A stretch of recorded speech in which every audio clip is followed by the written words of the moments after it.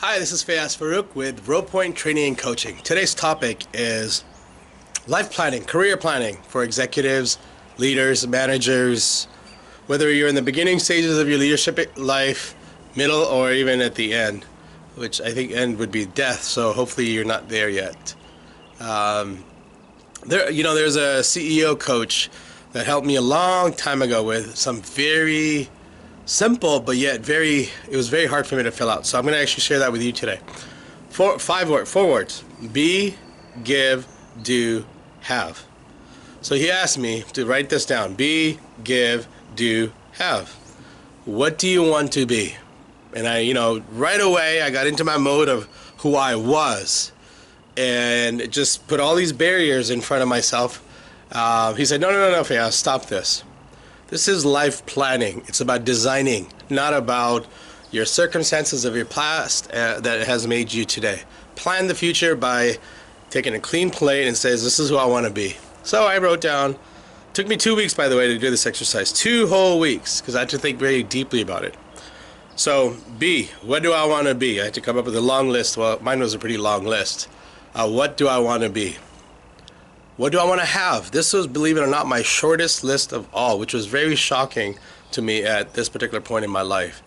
It helped me to recognize what the things I wanted to have were much simpler than my actions of gaining the material wealth and my energy and my time where it was actually utilized. So I realized I don't actually need to be rich, or don't want to be rich, because I don't want a lot of things. So that was okay with me. That was a very eye-opening exercise. Next one, what do I want to do? And in this category, you also put what do I not want to do. So, I had Rowpoint, I started Rowpoint at that time, and it was going pretty well. And what I discovered was certain things within Rowpoint, within clientels, I didn't want to do. And so I started writing this list of things I don't want to do, and immediately, actually, I made a humongous shift in my business strategy. So it helped me a lot. And then what I wanted to do is exactly what I'm doing right now. I love training people. I love selling, the art of selling. I really enjoy dealing with salespeople, mainly sales managers. I love dealing with executives. It's who I am by nature, assertive, driven, very, very decisive. And I just enjoy people. I just enjoy getting an email or a phone call from a subordinate who calls me and says, Faiyaz, you've made my life so much better.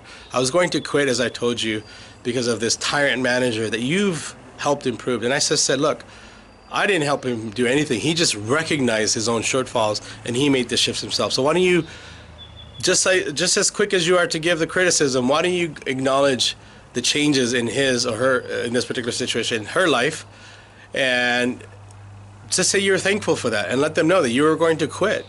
So hopefully that person actually did that, but I know I didn't get a follow-up email from there.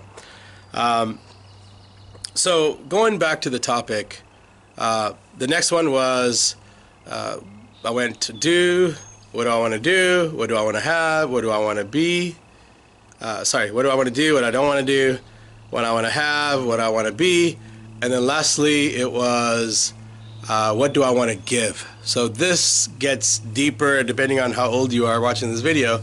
This gets more into the legacy, into what you're leaving behind.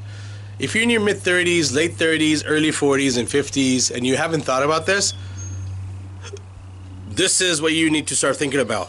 I know death is a very, very difficult topic for us to talk about in the Western world, but that's the reality. They say death and taxes are two things that are guaranteed. So now, go back and say, what do I want to give? What do I want to leave behind? And it doesn't have to be something, that's, I have a friend of mine who has this idea of how he wants his life to be. But today, he's living a completely opposite life of that. So I told him, I said, you don't have to be so extreme and wait till you're in your 60s and 70s and 80s to actually live that life. Why don't you start leaning towards that today by doing small things, right? So going back to that, what do you want to give? It could be charity. Maybe you feel like you haven't done enough charity work. You've donated money. Great, good for you. What about your time? I know this multi-millionaire guy that donated more charity time than I did, and I could never beat him. Now, financially, I could never beat him. He was just super uber rich, and God's blessed him for that. But he was extremely humble, and he volunteered his time a lot, and he ran a multi-million-dollar company. I really have a lot of respect for this guy. So what do you want to give? Because at the end of the day, as Clay Christensen at Harvard and other people have determined, it's not what you're doing for yourself. It's what you're giving to others, and it's what you're leaving behind is what counts. And as leaders, this is a key fundamental belief, value, and practice that you have to do on a daily basis. Please feel free to comment on this video. I look forward to seeing you at the next Academy, the CEO Academy, or at our next retreat, or at our Management Fundamentals. Thanks again.